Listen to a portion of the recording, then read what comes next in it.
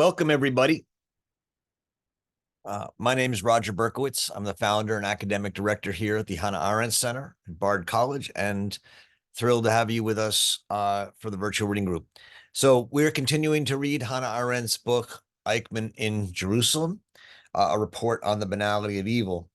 And we're in the second week of moving through what sometimes I refer to as the five sort of lost chapters of the book.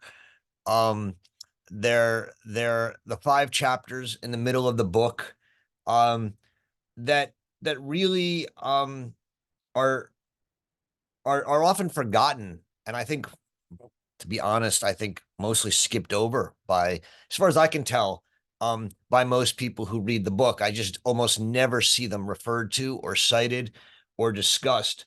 And when you read some of the criticisms of the book where it says that Hannah Arendt didn't know the history or didn't know the facts, um, I think it's hard to say such things when you read these chapters. It shows an incredibly close reading and analysis of the transcripts, but also of what happened, um, and a legal analysis too. I mean, a lot of it, especially in the last chapter, chapter 13 that we're reading for today, on the killing fields in the East, is about the different understandings of the case from the prosecutor side, the judge's side, and then the appellate court side. Um, and so she really has a strong understanding of a lot of the legal issues involved, and is asking the question of, what is Eichmann's responsibility? Um, but also,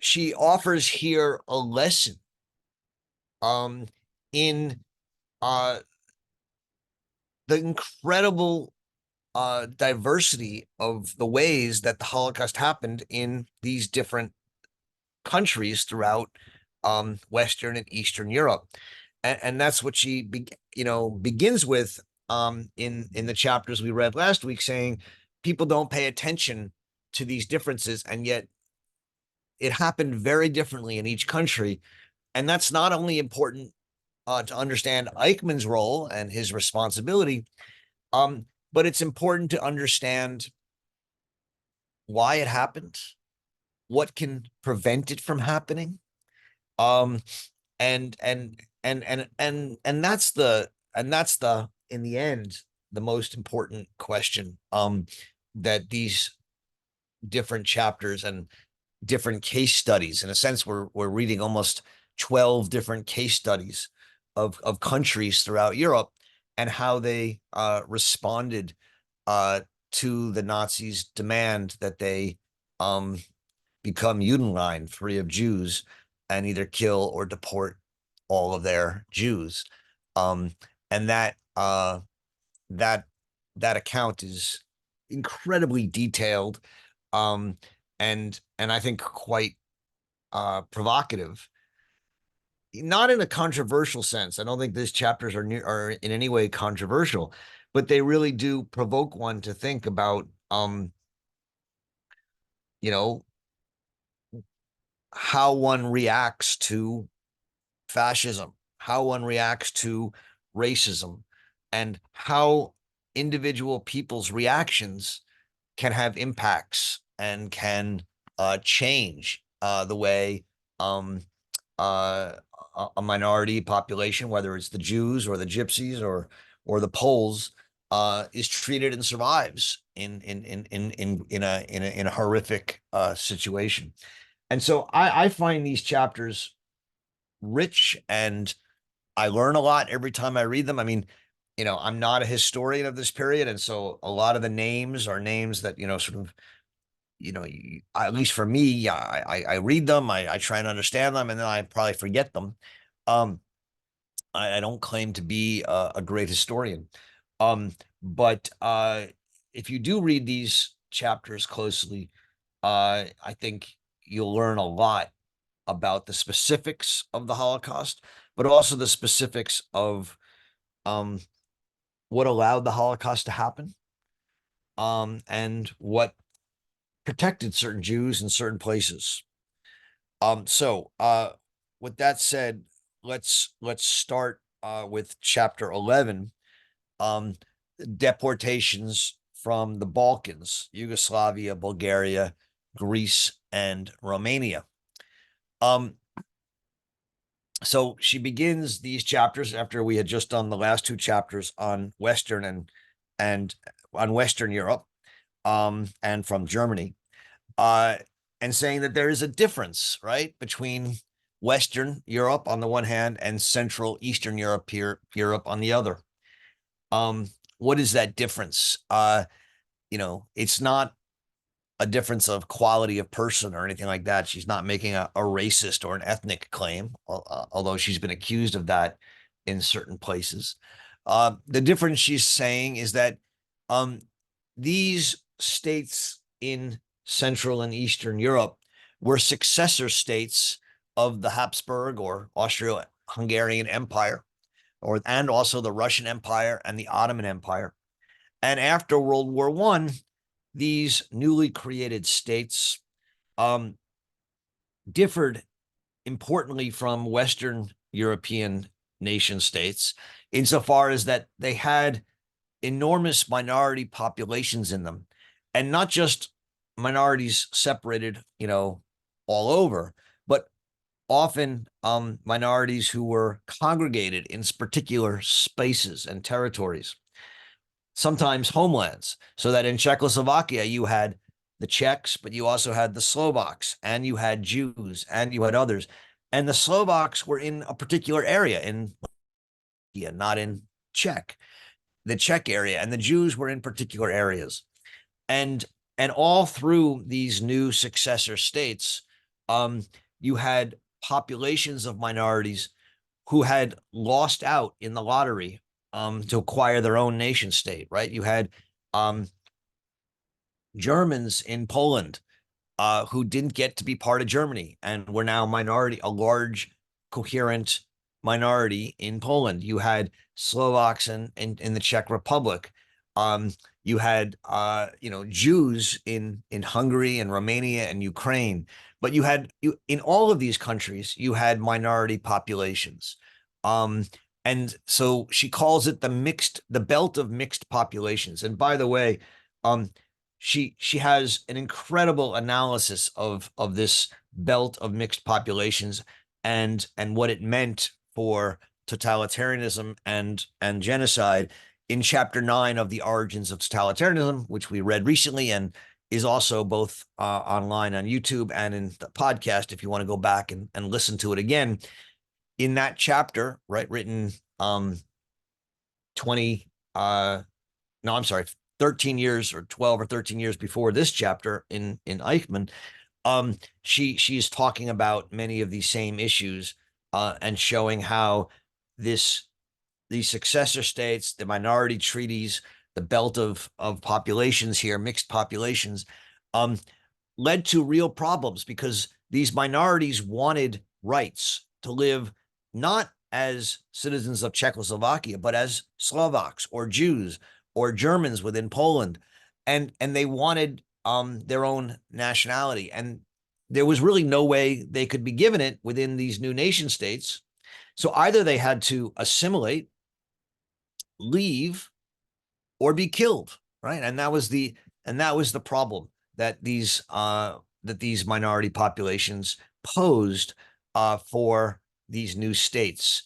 And Arendt, in The Origins of Totalitarianism, really goes into what she calls the paradoxes of the nation state in these areas. This is what's going on. And so part of this is that when, for example, the Germans came into Czechoslovakia in 1939, they were welcomed by both the German minority and the Slovak minority, who saw them as liberators from the Czechs, or the Czechoslovakian country, which was largely governed by the Czech people. And so you have these you have these you have a situation and a political situation that you didn't have in Western Europe, and she sees understanding this as crucial to what happened here in the Eastern countries. So she begins with Croatia. Croatia again was one of these um, countries which was part of a larger country, um, and it immediately set itself up as a puppet state, a pro-Nazi puppet state, and immediately introduced anti-Jewish legislation. They saw the Nazis as liberators, and they fully cooperated with the Nazis on deportations. Um, but interestingly enough, in Croatia, even after they had finished the deportations, um, the Nazis realized that there were still a lot of Jews left in Croatia. And why was that? Well, RN says that the Croatians had carved out exceptions that transformed Jews who had made a contribution to the Croat or the Croat cause as honorary Aryans. And it turns out that a very large number of the Croatian Jews had done so. And so the result is that 1,500 Jews, about 5%, survived in Croatia, even though Croatia was um, deeply allied with the Nazis, and even though they fully embraced um, uh, deportations and anti-Semitism. Again, it doesn't seem like a lot, 5%, but it's certainly more than some other countries. And so that's how that's an important understanding of Croatia. Serbia, of course, was very different. In Serbia, Eichmann wasn't even involved, she says, because no Jews were deported. They were just all killed on the spot. There's a different approach. Bulgaria is one of the most interesting, and along with Denmark, and to a certain extent Italy, one of the few stories that RN says we can learn from. Now, interestingly enough, she holds out Denmark as we talked about last week as a situation that all school children should study uh, in order to learn um, uh, what happens when people resist. Why she doesn't say the same thing about Bulgaria is interesting, and this may be a kind of bias towards Western Europeans. Um, it may also be that I think she saw the Danish case as more clear. Um, uh, in any case, in Bulgaria, even though the Bulgarians benefited from the Nazis territorially and that they were given land by the Nazis to increase the size of Bulgaria. Nevertheless, she says they resisted from the start and they refused to declare war on Russia. And they seem to have no understanding of what the Germans called the Jewish problem. They exempted converted and baptized Jews from any laws and any deportation orders. They made privileged professional Jews privileged so that they would also be exempted. When they were forced to make Jews wear a star, whereas in Denmark, the king said, well, I'll be the first one to wear it, and therefore no one wore it. Um, in Bulgaria, they gave Jews a very little star, as she says on 187, and most Jews did not wear it. And even when they did, Bulgarians saw it as a sign of pride in being Jewish, not as a mark of an outsider pariah status. Um, the Germans murdered the Bulgarian king, King Boris, in order to try and undo his influence with the people. But that didn't work. The population remained on the side of the Jews. Even the Christian leaders in Bulgaria hid and supported Jews. And as in Denmark, the Nazis who were brought to Bulgaria to help became unreliable and started to resist orders from Berlin or from Eichmann to insist on and carry out the final solution. By 1944, right, near the end of the war, not one Jew in Bulgaria had been deported or killed, right? Not one. Similar to Denmark, although at the very end of the war, some Danish Jews were sent to Theresienstadt, and none of them were killed there. But a similar, a similar kind of impact. And so, studying Denmark and Bulgaria, Arendt asks at the end of this question, why did this happen here? And she's like, simply, I don't know. Why? But just as in Bulgaria, this is something she says that we should study and learn from. She ends this section with Greece, which again was, Greece and Romania, which were very different. In Greece on 189, she says within 2 months, the entire or the whole Jewish community had been deported. Very different.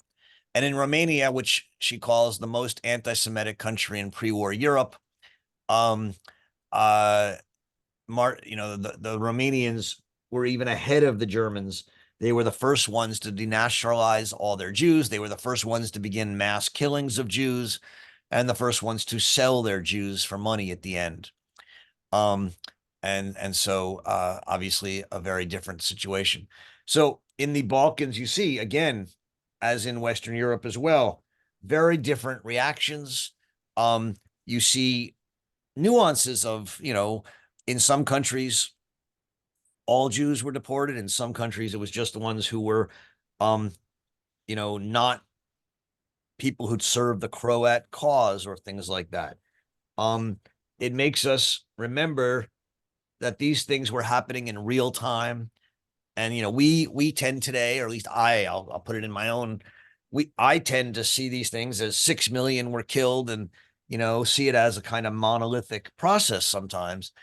And it is important to realize that there were differences. Chapter 12 is focusing on 2 countries from Central Europe, Hungary and Slovakia. Hungary, of course, is one of the most important countries because it had such a large and powerful and wealthy and assimilated Jewish population. And Arendt says that, again, until 1944, which is, again, very near the very end of the war, the Hungarian Jews saw Hungary as an island of safety amidst the sea of destruction. Up until 1944, this country right in the middle of Europe had resisted any efforts to deport their Jews. Magyar Hungarian Jews still sat in parliament, 11 of them. They served in the army. And only in 1944, as defeat loomed, did the Nazis send Eichmann with his Sondereinsatzkommando group, his special commando group, with the goal of liquidating 800,000 Jews in Budapest and another 150,000 converted Jews.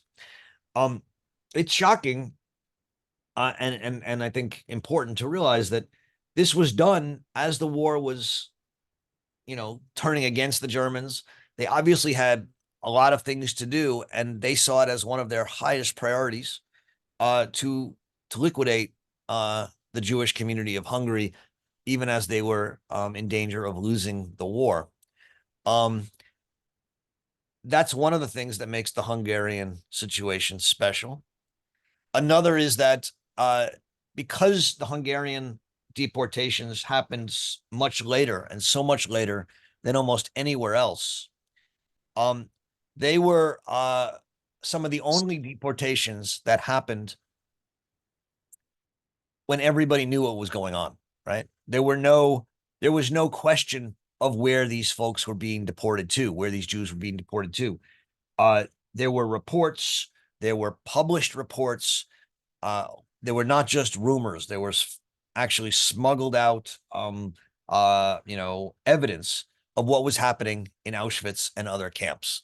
And so the Jewish leaders who worked with Eichmann and his Einsatzkommando in Hungary knew exactly what was going on. The whole world knew. And what Arendt talks about here on pages 196 to 97 is that somehow the Hungarian Jews, even though they knew this, they deceived themselves. They thought they could buy their safety. They had heard that some of these folks were corruptible, and they sought to spend as much money as they could trying to save themselves. Eichmann, who had sort of taken pride on not being corruptible, for the first time, there's no evidence that he took bribes, but there is evidence that he lived in splendor and went hunting and clearly was happy to take gifts and offer himself as someone who might be able to help these desperate Hungarian Jews as they sought to buy their safety. The only Jews, she says, who were not deceived were the Zionists, right? And we've talked a fair bit about how she's at times very critical of the Zionists, but she also, here is praising them as the only ones who sort of what was going on. In any case, on page 200, she states the facts quite plainly. In 2 short months, 800,000 Hungarians were deported, Hungarian Jews.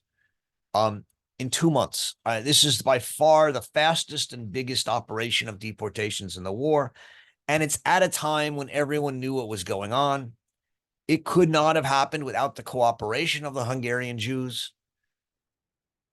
And that's something that one has to take seriously. Nevertheless, there were 33,000 Jews who were saved, largely by Sweden and a few other countries who offered them residence permits and allowed them to live in embassies and other places under their protection. And then even when the world protested about what was going on, and even the Hungarian leader Horthy tried to stop the deportations, Eichmann insisted on continuing and even having a forced foot march in November of 1944 back into Germany because there was nowhere else to put them, in which Jews were killed, starved, and beaten during this foot march. In the end, out of the 800,000 Jews in Budapest, 160,000 survived, according to her on page 202. In Slovakia, again, another case where the government was very Catholic and led by a Catholic priest, Father Joseph Tiso. They protected the baptized Jews, and they were very open to expelling and exterminating, but not exterminating Jews. Nevertheless, by 1942, 52,000 Jews had been deported, which left 35,000 Jews left who were largely exempted. And by the end of the war, 20,000 survived. The last chapter on the East, the killing centers of the East, last chapter that we're reading today, chapter 13, is largely about the East. So that would be Russia, Ukraine, Poland, and areas in that general region. This was the area in which the most Jews lived and in which the most Jews died. Were certainly well over 3 million. In fact, maybe 4 million of the Jews who died came from these areas. This is what Timothy Snyder calls the bloodlands, and it's where the majority of the Jewish suffering and death happened. The process, the chapter is largely about the fact that there were two different narratives told about the East, one by the prosecution and one by the judges.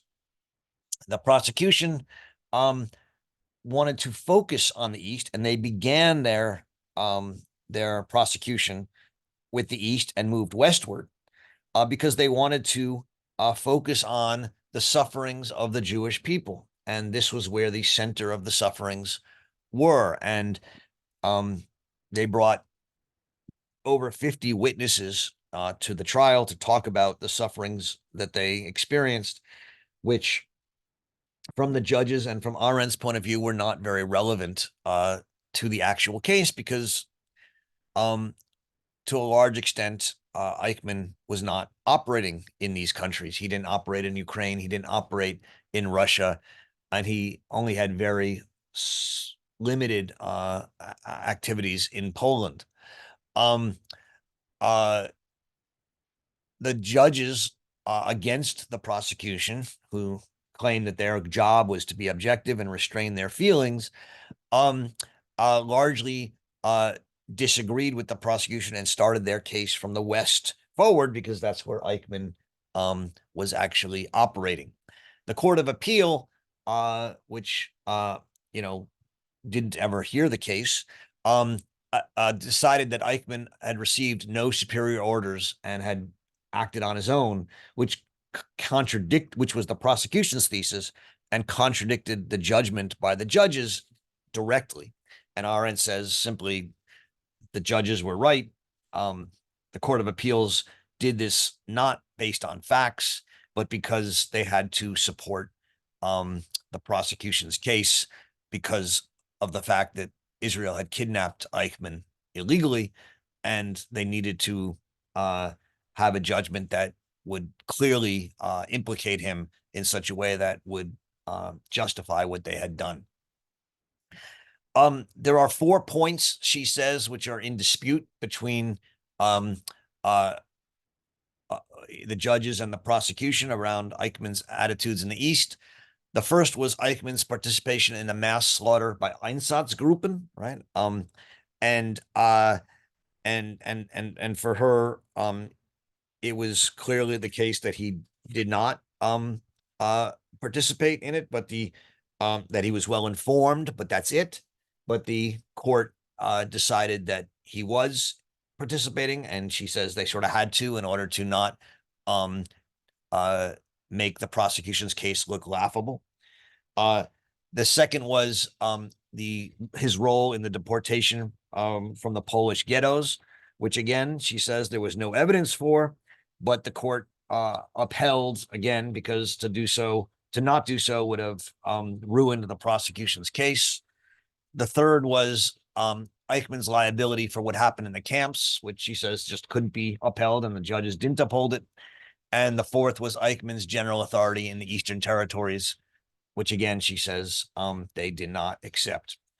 The point of all this is to say for her that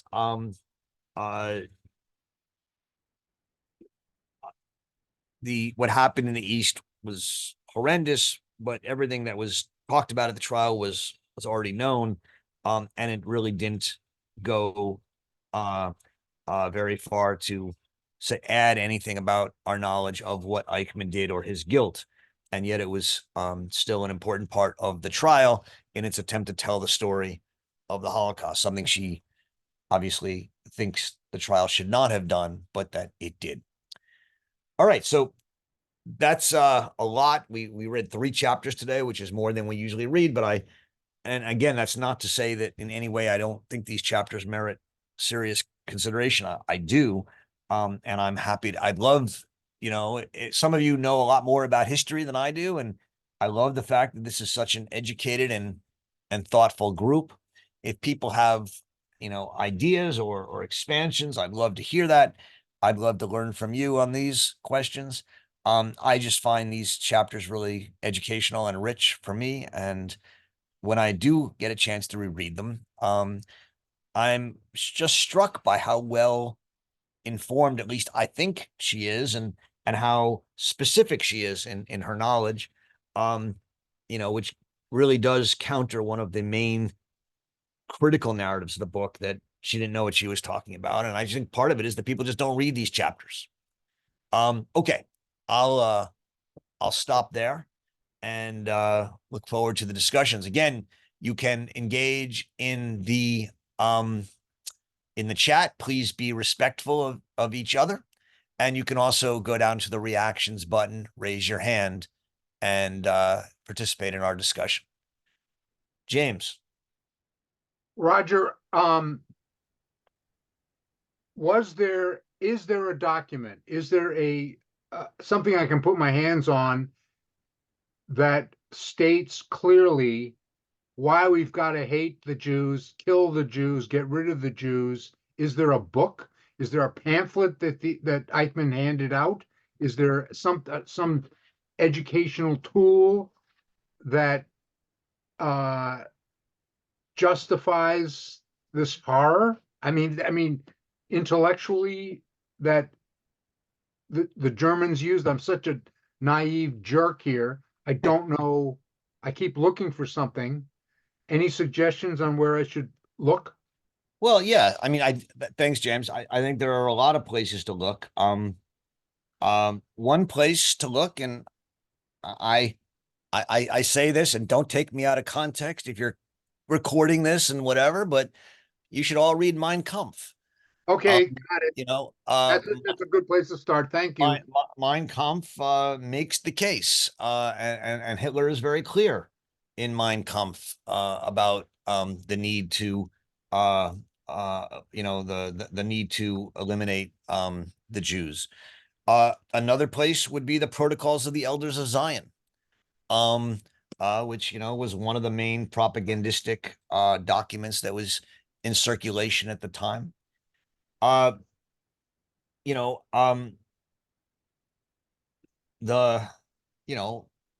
chapters we read on anti-Semitism in the origins of totalitarianism, Raoul Hilberg's a book we've talked about, and which she cites again in this chapter, The Destruction of the Jews, is a good place to start. There's a wonderful book, and I'll admit that I didn't think it was so wonderful when it first came out, and I didn't give it the best review. And so I apologize for that, but a book called Anti-Judaism by Nierenberg, Nierenberg, which I think does a good job of looking at the history of what he calls anti-Judaism as opposed to anti-Semitism. So there are secondary sources, there are primary sources that one can look at. Start. And if you're interested in these questions, I highly recommend any of those. Thank you. Yep. Vigdis. Yeah, I have to say I have not a lot of knowledge about these things either, and it's interesting to read about the differences, absolutely. But what I want to point to here was one thing that catch my mind, and which I found very interesting also to think about today, and that's what she says about Bulgaria and also Denmark. And she says, finally, the same thing happened in Bulgaria as was happening in Denmark a few months later. The local German officials became unsure of themselves and were no longer reliable. And to me, that's incredibly interesting in the way it shows that when these people, these Germans, these soldiers who had been under the influence of the regime in Germany, met up with people who resisted. And that means also to meet up with people who are of a different opinion and have that opinion spoken out. And it actually reminded me a bit of what you had as a theme on the conference a couple of years ago about sortition. Is there a similarity between this? Is the way to have people meeting up with people with different opinion and to make them actually have these other opinions kind of influencing them? And how can you have that? And especially today when we are so locked into these kind of silos and kind of not see. It's often called, like Byung-Chul Han talk about the expulsion of the other, and you have these kind of always wanting to be the same, and you're looking up for people who agree with you. So I don't know if you have any thoughts about that. It is, I think it's interesting, this kind of what she observed in the change in these Germans when they met these people in Bulgaria and Denmark.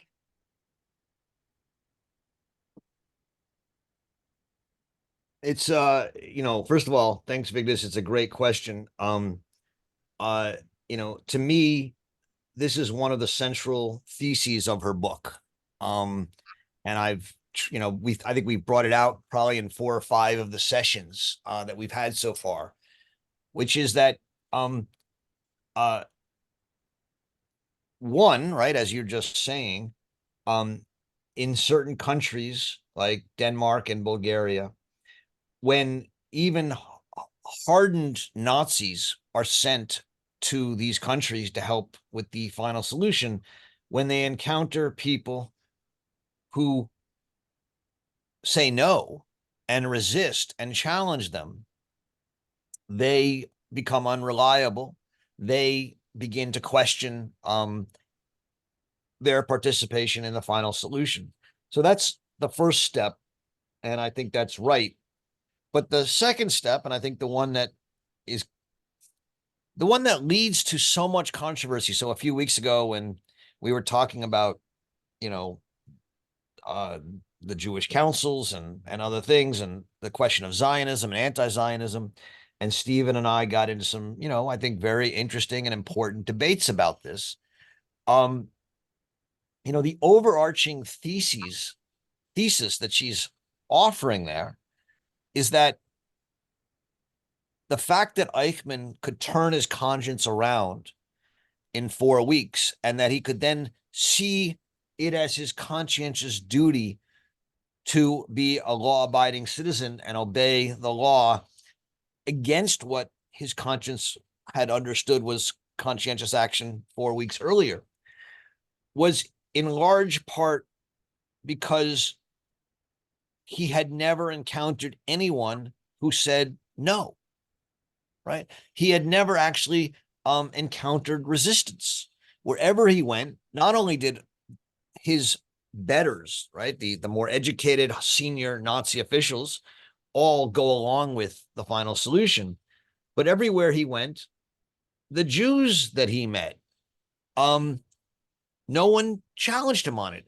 And this was not only what he said, but it's what they said when they were, when they spoke at the trial. They were asked, and they said, no, we never did. Our goal was not to challenge him. Our goal was to befriend him and butter him up and help him, and try and get him to help us. And so, and for the Zionists, and this is part of her critique of Zionism, the idea was that, at least from 1933 to 1939, when there's no final solution, but it's just about forced immigration and expulsion, the goal was, in a sense, the same: to get Jews out of Germany and out of Western Europe.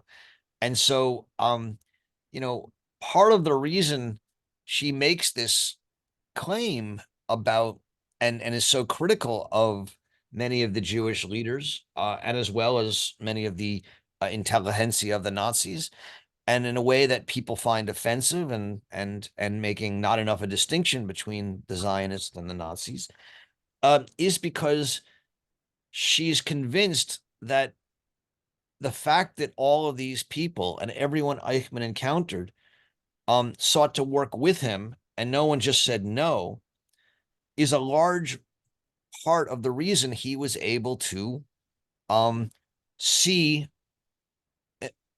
his job of enforcing the law and the rules as a conscientious act of Kantian submission to the law. And so what's going on in Denmark and Bulgaria is so important, because it supports her overarching argument, right? That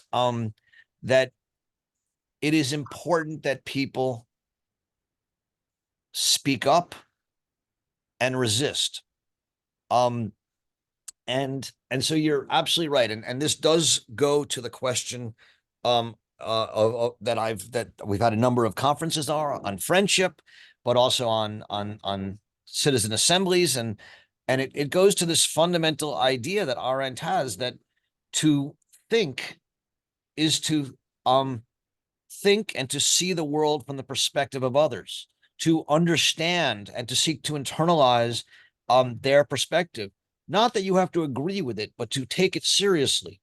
And in doing so, she thinks, when I think with others and think with myself, I will have to, in some important way, um, challenge my own opinions and challenge myself. Can I really do what I'm doing and live with myself? Can I live with myself if I send these Jews, take away all their property and export them and deport them? And she says that most people, if they're really confronted with that, will say no. I mean, that's the fascinating part here. That's what I think is the lesson of the whole book, but also of these chapters. When people actually were confronted with people who said no, not all, but many of them changed their mind, or at least tried to put, they may not have said, let's sacrifice our lives to save Jews, but they said, let's try and hide some Jews, or let's try and pass laws saying some Jews don't have to go. They were bothered by it. Some were. And I think that's what Arendt wants us to take from these chapters, that some sort of honest resistance matters in the world. We'll come up later in the book. We'll encounter a phrase that she reprises from the Origins of Totalitarianism, which is going to be called the holes of oblivion, which is what she calls these concentration camps, right? And in the Origins, she had said that these concentration camps were holes of oblivion, where people went and they never were heard from again, and the people in them disappeared and became non-entities in a way, not in a, I mean, in the sense that they had no impact in the world. 20 years, 15 years later, when she's writing this book, she'll say the holes of oblivion do not exist. And what she means by that is that the stories of the camps got out. People, we know today what happened in these camps. It's not that in 1950, when she wrote this, when we didn't know much of what happened. By 1963, we know what happened. And so when she says the holes of oblivion don't exist, what she means is, well, now we know, and knowing changes things, because it's unlikely we'll allow this to happen again. Now, that's a question. But I think that if concentration camps were to make a comeback in the world, right? Now, there are some going on, it seems, in China, in Xinhua, and I'm sure in other places. But there are going to be people who stand up and resist because they know what can happen. And that's an important distinction and an important change. And that's a huge part of her argument in this book. And that's why I think these chapters matter so greatly. Dina. Hi. So I have a question about chapter 12. And in chapter 12, as she had done previously, Arendt discusses Dieter Wisli-Seni, who was for a while actually was Eichmann's superior, but then he didn't get promoted because he wasn't married. Yeah. Arendt says, quote, he was utterly unlike Eichmann. Yeah. On page 203. And one of the differences is that Eichmann obeyed orders and actively advanced the final solution. Wisli-Seni didn't work very hard and preferred to read books and listen to music and accept bribes. And so my question is, what does that tell us about Arendt's conception of Eichmann? is it that I don't know how to say his name exactly, Wisliseni is sort of a criminal of the pre-Eichmann in Jerusalem definition? Is that one difference? And another difference is this idea of culture and art that Wisliseni sort of illustrates. And to that, I have a question that doesn't come up in Eichmann in Jerusalem, which is whether the culture and art actually immunizes against thoughtfulness, that it actually, in some ways, makes us thoughtless, in a sense that, you know, in the words of George Steiner, whether art and culture betrays morality. Yeah. It's an important question. I'm not sure I can give a final answer to it. Vicelani, or however you do pronounce that name, appears quite a bit in the book. On page 196 in this chapter, he's one of the main people brought to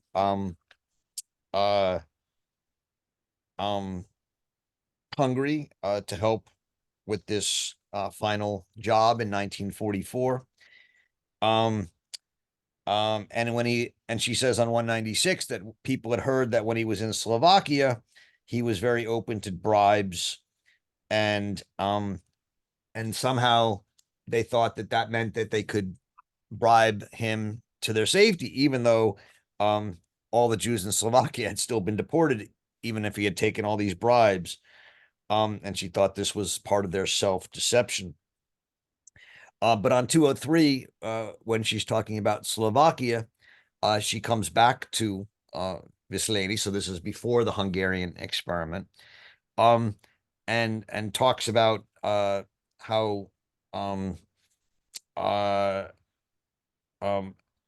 Vicelani was brought in. He had been, as you said, his superior, Eichmann's superior, and even Eichmann had admired him and thought of him as his friend. And now was equal in rank because he hadn't been married and hadn't been promoted. So, you know, Arendt makes this claim that you've given us, that that Vicelani and Eichmann are quite different. Vicelani was only interested in saving his own skin, and that he belonged to the educated stratum of the SS, who lived among books and records and had himself addressed as Baron, right? He wanted to be called Baron Vicelani by the Jews in Hungary, and was much more concerned with money than worried about his career. Consequently, he was one of the very first in the SS to develop moderate tendencies. So, you know, he was an intellectual. He was sort of an aristocratic tendency of some sort. He didn't have that ethic of self-sacrifice for a larger cause that Eichmann had. That he wasn't a joiner in the sense that Arendt thinks of Eichmann to be. Eichmann, for her, is a true believer in the Nazi movement. You know, we can debate what it is about the Nazis that Eichmann believed in, and we will, and we have been. Arendt's claim, and I think this is a claim that, again, has simply not been understood by people who read her book or don't read her book, right? Is that what Eichmann really believed in was Hitler and Hitler's success, that Hitler had been this lowly corporal and risen up to be the Führer of one of the greatest countries in the world. And Eichmann saw that success as proof that Hitler was a great man, and that he deserved to be followed, and that Eichmann became a true believer in the Nazi movement. And you know, I've mentioned a number of times recently this new book called oh my God, I think it's called Takeover. I always forget the name of it, but his book about 1932 to 1933, in which you see how Hitler and the Nazis, who had won 37% in 1932 in May, eventually get to become chancellor. And so much of what you hear, because it only uses primary sources, so you're hearing what Hitler says day to day, is Hitler's talking about his loyalty to the cause and how he's willing to sacrifice himself. And he will even sacrifice himself and be killed or be sidelined if he's not made chancellor, not because he cares, because he owes it to his followers to be chancellor, because they are the most popular people and he's built this movement and they've built it with him. And that's the movement I think Eichmann believed in. I think it's actually quite instructive for those of us thinking about today. I mean, at least in this country, there's a whole lot of debate about what makes the former president, who might be the future president, the criminal future president, so popular and persuasive. And in the end, I think it's quite similar. It's this ideology of winning, of success. Someone who's a businessman, someone who's made money, someone who takes on the establishment and wins and is loyal to his people and they are loyal to him. It's a kind of winning over all else that I think that I think is what Arendt understands as the core of Eichmann's thought. And that need to be part of the winning team, that need to be meaningful, right? That need to be part of the winning side of history is not what someone who calls themselves barren and has aristocratic ideas, like Vissolini needs. They don't need that. They feel already satisfied in some sense. But someone like Eichmann and the many like him, I think for Arendt, that's what drives them. And I think that aspect of the of the kind of virulent Nazi ideology of winning and success and power is really what Arendt thinks is going on. And I think that has been completely missed by most commentators on the book, but also most historians of the Holocaust, who continue to see it as driven by anti-Semitism. And again, Arendt doesn't just downplay anti-Semitism. I'm certainly not downplaying anti-Semitism. She writes the first 100 pages of the Origins of Totalitarianism to say, let's not downplay anti-Semitism. But I think what she is saying is anti-Semitism as Jew hatred alone is not enough to explain what happened. There's always been anti-Semitism. There's always been Jew hatred. We need to understand that something else was going on here. And that's what I think she's after. And so I don't know if that helps Dina, but I think that's a big part of the distinction between Eichmann and Vissolini. I don't know enough. I don't have thoughts to say about culture. I mean, I do think Arendt thought that intellectuals were uniquely susceptible to Nazism because they were gifted at rationalization and could rationalize their participation. I mean, I think you see that today with all these very smart businessmen and politicians in the last few weeks who are suddenly endorsing Donald Trump. These are people who've been, for the last year, most of them, saying they will never support Donald Trump, that Donald Trump's dangerous, that Donald Trump's a threat to the country, and now they're all endorsing him. That kind of rationalization, is something that really only an intellectual can get away with. But I think Vissolini doesn't necessarily represent intellectual, maybe, but the quote unquote artist or the artistically inclined, the person who murders and tortures during the day and plays Schubert beautifully in the evening, or, you know, quotes from Goethe, or, you know, weeps over Rilke. I mean, that's my question. You know, why do these things not prevent these atrocities? And more importantly, even, do these things actually immunize from recognizing the atrocities in the first place? Well, clearly they don't work. I mean, you know, you have plenty of examples of concentration camp guards playing, you know, Mozart, Beethoven, and Schubert. You know, it is simply not the case that culture immunizes. What Arendt at least theorizes, or I didn't mean immunize in that way. I meant actually immunize from thinking. That playing Schubert beautifully is what can stop you from actually thinking about what it is that you're doing. Immunize in that sense. yeah, I don't think so. I think people who play Schubert beautifully can become Nazis and also can resist. I don't think it's a one-way street. You know, what Arendt at least hypothesizes is that thinking is what can maybe immunize us from thoughtlessness and banality and participating in these kind of atrocities. You know, as a humanist and as someone who runs a humanities center and believes that humanities education is important, I do believe that listening to and playing Schubert and reading Goethe and reading Hannah Arendt and you know, even reading Martin Heidegger and certainly reading history um can if it's done right make us think.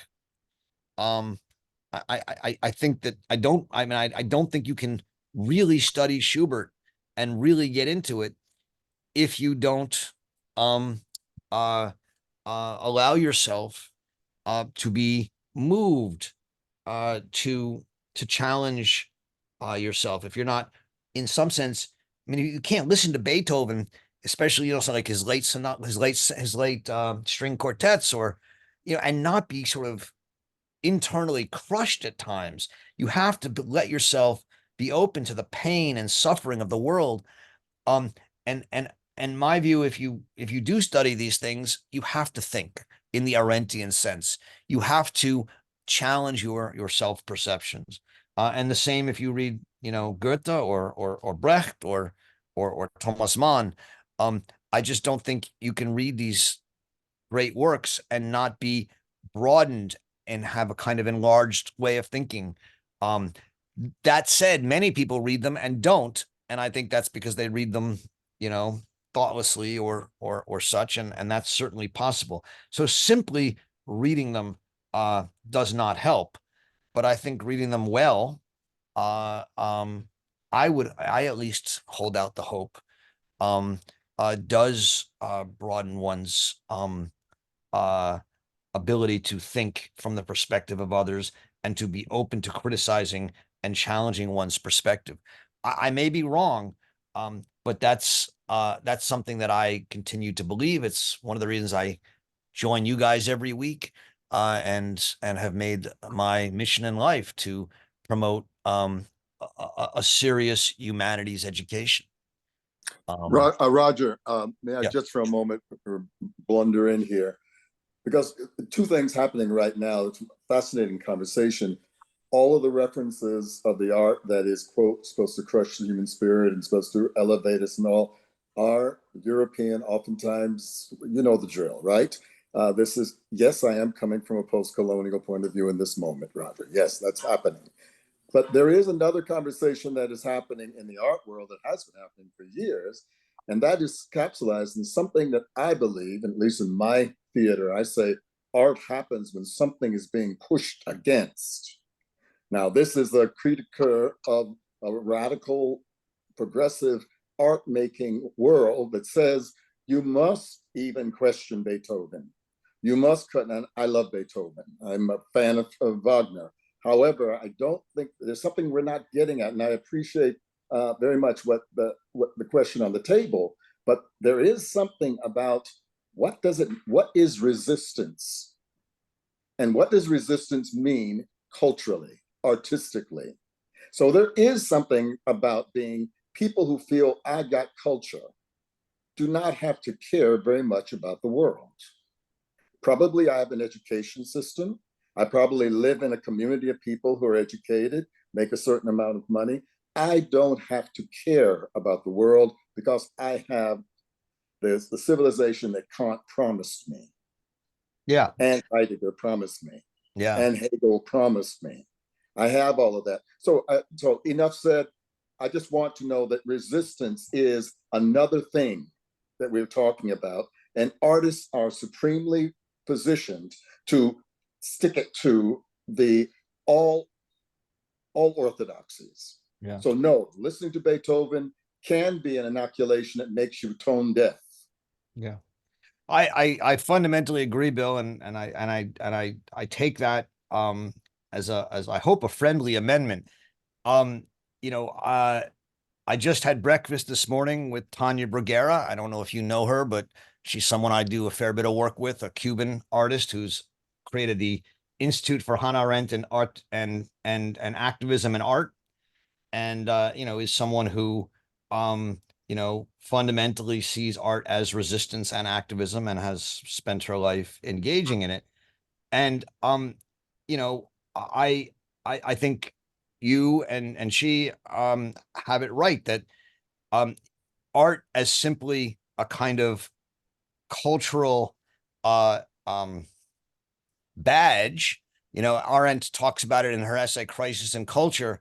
You know, if art is just to be bought and cover a hole on the wall, or you know, or show off, or be a kind of marker of culture or learning, that for her is not art. That's commerce, and that's a kind of corrupt bourgeois kind of culture. Art has to push against, art has to be thoughtful. Um, that said, and here's where I think you raise important questions in your work and in your question. I think there is a legitimate question about whether art that simply identifies itself as resistance can do that. And I know you've talked about this and thought a lot about it. You know, what makes you know, is it, you know, yes, art has to, in some sense, stop us and make us think, and so therefore it has to interrupt and has to gum up the processes of thought and has to push against the powers that be, or I don't think it's art. And yet, if all it's doing is resistance and it's not making a claim to something that elevates us in some way, whether it's an aesthetic or a universalist idea, then it's just activism, and I don't think it's art. And I know we've had these conversations here before and elsewhere before, but I think, and you know, and I think that's an important you know, line that one has to walk. But I do agree with you that this is what I was trying to say, whether it's Beethoven and Goethe, or whether it's you or Tanya Bruguera, art has to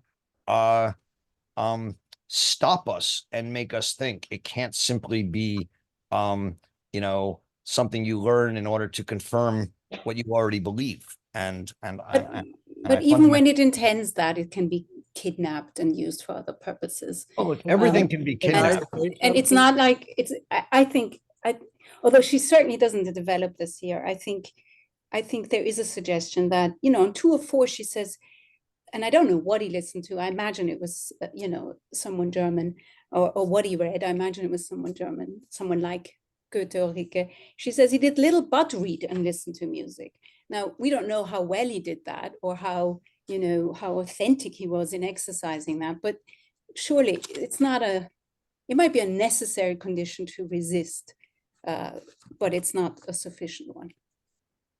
Okay. Did someone else want to add to this? I do, yes, Who's that? George. Oh, you're next anyway, George. So go ahead. Okay, so, well, just to add to that, let me look at it from another perspective. Again, going back to the Arendt book, when it was first published, it was interesting. The whole argument we're having now was carried on by Arendt and Gershon Scholem and Dwight MacDonald and Mary McCarthy and the partisan review Jews and the commentary Jews, but you never got to the actual people who got killed or who were getting killed. And until now, and I hadn't read the book until to the point where it's got, but now we're getting to the point where it's actually the people who are the victims. So we're getting to the whole victim aspect of it, which Hannah Arendt got very nervous and very angry about. That is, the victims didn't really care about Eichmann. The victims cared about what happened and getting their stories across, because in America at that time, in the 1950s, early 60s, I think it was Anne Applebaum was, that Jews, secular Jews, like to think themselves as white people who go to church on Saturday. And not much was being said about the Holocaust. Yes, some people were, some people weren't. And when the Eichmann trial, one of the things that the Eichmann trial did, and this was Ben Gurion and Hausman, who happened to be a Galicianer, I happened to be a Galicianer, they played, and this is what got Arendt so angry, because rather than going off into Bach and Beethoven and Kant, they started talking about the victims, and they started getting the victims to give their story. And people like Katsetnik, and who Hannah Arendt hated totally, because she was against the German judges, brought the victim aspect of it. Now, whether we've gotten too far with victimhood nowadays is a different story, but you've got to have the people who suffered in there. I really don't care what Mary McCarthy thought about the Holocaust. She wasn't there, and she wasn't in there. And what happens is we get off into these tangents where we're not listening to the people who are suffering from this. And what Arendt was doing, and it's funny, I forget who said this, but she had no clue. She actually had no clue to what was going on in Poland and in the Polish camps and in the Polish ghetto. And she was pontificated on it. And that's all I'm going to say. Yeah, George, thanks. George, it's very important. You're using a word I don't know if you know about the discourse in the avant-garde around victim art. Maybe if people are interested, they should go to Discussing the Undiscussable, the New Yorker, and it is a whole article about, is a person like Sylvia Plath a reliable artistic, because she was so involved in her own trauma, quote. So that has been many of us who have tried to make progressive work about from the point of view of lived experience, which is another bombshell right now, lived experience. I'm sure you all know what I'm talking about. We get slapped down because you don't have the requisite amount of aesthetic distance. And so when you use the word victim, I would just caution you to think about, do you really mean that? Because we have a lot of people right now who are hurting and who are making work. You might good, bad, and indifference, but they can be easily dismissed because they do not have the correct relationship to the canon of Western art making. So victimhood is a problem. It is a problem. Yeah, well, this is, I don't want to go into transitional justice and that whole business, but basically is that this is the first time really, and I don't want to say that I enjoyed the thing, but got interested in Arendt's point of view, because here she was being Arendt, the German Jew, and she was, as what Gershon Scholem said, and about her not having the heart for the Jews, and that was this and that. She was being nasty. she was being nasty and vicious to the victims, and because they didn't fit her idea of what rational justice or rational law is about and what things. So it sort of really amused me. I think this is a fascinating and important discussion. Deborah Lipstadt, someone who's written a fair bit about Arendt and about the Holocaust, Yeah. In her last book on the trial and on the Eichmann trial, argues that, what Arendt, in her view, right, what Arendt got wrong was that the trial was not about Eichmann. It was about the Holocaust. And it was exactly as George said, it was the chance for the victims to speak in the first person.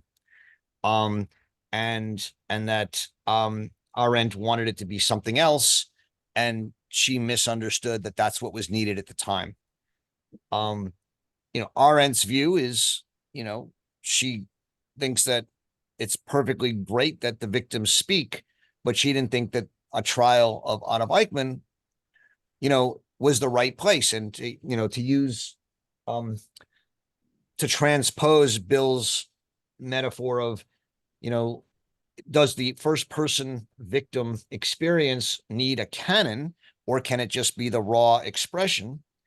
Her view was that in a law trial, the first person victim experience needs to be legally relevant, needs to be brought into a legal argument. And she thought it wasn't, and that in the 20 days of testimony of witnesses from the East, in which Eichmann's name almost never came up, she thought that that part of the trial became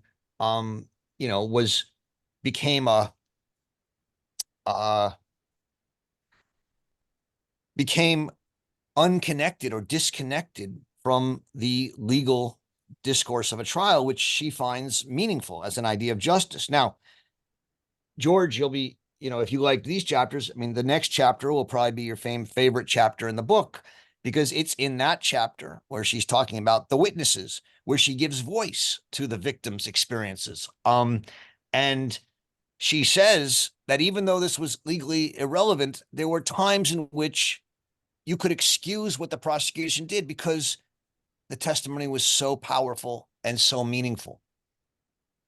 And so in a sense, it's that chapter in which Arendt comes closest to saying, look, there actually is a role for victim testimony, or maybe victim art, in that way. And we can't deny that hearing this victim testimony was powerful and moving, but she still wants to, as an overarching thesis, say the trial was the wrong place for it. I don't think there's I don't know where the line is drawn, right? There's still a place for victim art, but does it belong in which museum and in what kind of show? I think that's the kind of question you could sort of say is the analogous question. And to what extent do we think that in order to get into the museum, does it have to play into a canon, whether that canon is a canon of Western art, or whether that canon has now been expanded to include a much wider range of art, which I think has clearly happened, and a lot of great artists have worked to expand that canon in an important way. But I think that those are super important questions that to me I'm glad they came up, and thank you guys for them. Well, I brought them up. I doubt that they'll ever be answered. Well, they're not questions that I think have an answer, but I think they're questions that are part of the practice of thinking, which is what we're trying to engage in here. So happy for that. Thank you. Gilbert. Sir. So, dear Sir Raja, thank you very much for today's reading. It is very, very interesting. So, my question is based on the good action that was done by Father Tiso. So, as Father Tiso, as Father George Tiso saved Jews, Baptists, what about the Jews who were not baptized? That is the first question. The second question, if Father George Tiso didn't protect, save, and defend the Jews who are not baptized, how would you rate Father George Tiso? Thank you, The, Gilbert. Oh, the last question, please, is structured as follows. According to the Father George Tiso, just so you know, it's Joseph Tiso. Yeah. Yes, thank you, thank you. If he didn't again take care the Jews who are not baptized, do you think, according to him, he considered that they deserve death because they are not baptized? Could you please clarify this? Thank you very much. Well, thank you, Gilbert, as always. So the first and the third questions I can answer, I think, pretty easily. So one is, at least again, everything I know about Father Joseph Tiso comes from these pages of Arendt. So I say what I'm about to say with that caveat, which is I'm trusting Arendt, which, you know, may or may not be correct. He clearly distinguished between baptized and not baptized Jews, and baptized Jews, she says he thought of in the whole issue in medieval terms, namely that baptized Jews could be and should be protected, and because they were now part of the, I assume, part of a covenant with God. If I have, I don't know, I don't know Christian theology as well as I should, but baptism in some way, I believe, brings you into some sort of Christian community. And in that regards, should be protected and part of the Slovakian community. Whereas non-baptized Jews, for him, were someone who didn't need to be protected and could be and should be expelled from their community. He did not, however, think that meant that non-baptized Jews should be killed. I mean, at least according to her, she says, for Tiso and his others followers, the solution consisted in expelling the Jews and inheriting their property, but not in systematic exterminating, although they did not mind the occasional killing. So it's not that they were out there trying to be, believing that all Jews should be destroyed. They just didn't want them part of their society. They were in a Catholic society, and the Jews didn't belong. Your second question, how do I rate Joseph Tiso, is obviously a kind of personal question and one that doesn't have any kind of factual answer. I think, what do I know about Joseph Tiso, someone I've never heard of except the 2 or 3 times that I've read this book? I don't feel like I'm in a position to rate him, although I can say this: I respect him as a Catholic of goodwill who believed that he lived in a Catholic state. It's not a state I would want to live in.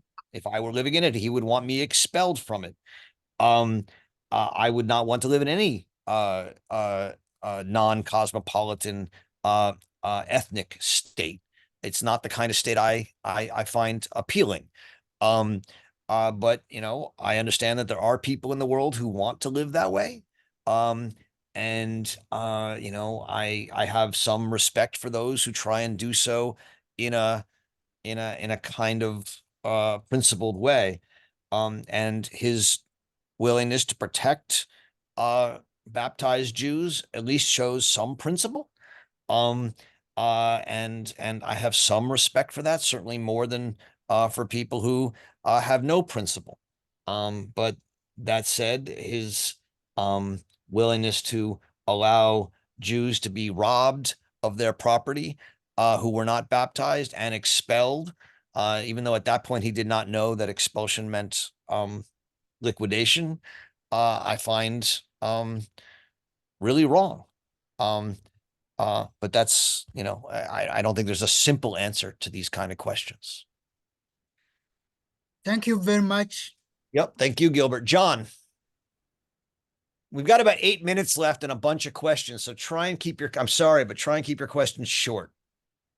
Can you hear me? Yes, John. Okay.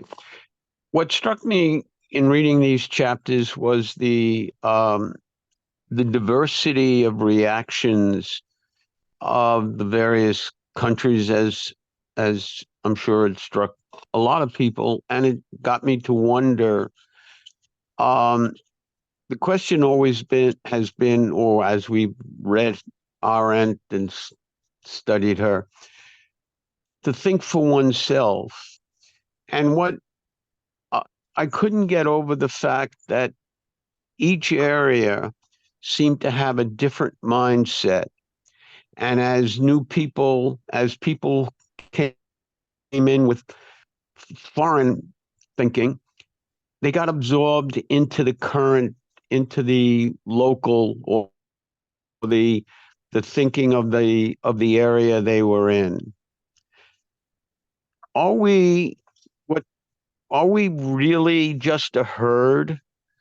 Is our responses herd-like when we are, if it's more than being anti-Semitic, if it's more than being, if there's a cause or a factor that's greater than being anti-Jewish, are we really just at the core a herd? And as we get involved in packs in various other in particular areas or particular groups, we just absorb. We get sort of we absorb that culture. Yeah. Thank you, John. I'm just gonna, because we're short on time. Is it all right if I answer that? Yeah, I'm done. Yeah. I think it's I think these are one of the great questions. Are we in the end herd-like, and do we generally all obey authority, or do we have the capacity to think for ourselves? And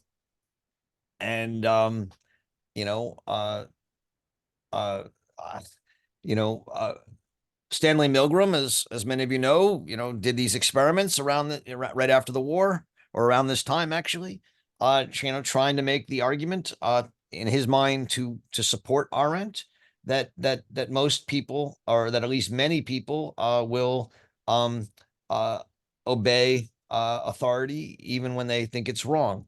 Now his experiments actually are more complicated than his conclusion, because not everyone did so. There were always, in fact, it was often, sometimes even a majority of people didn't do so, but he was interested in the people who did do so. And so Arendt says, Milgram got me wrong, right?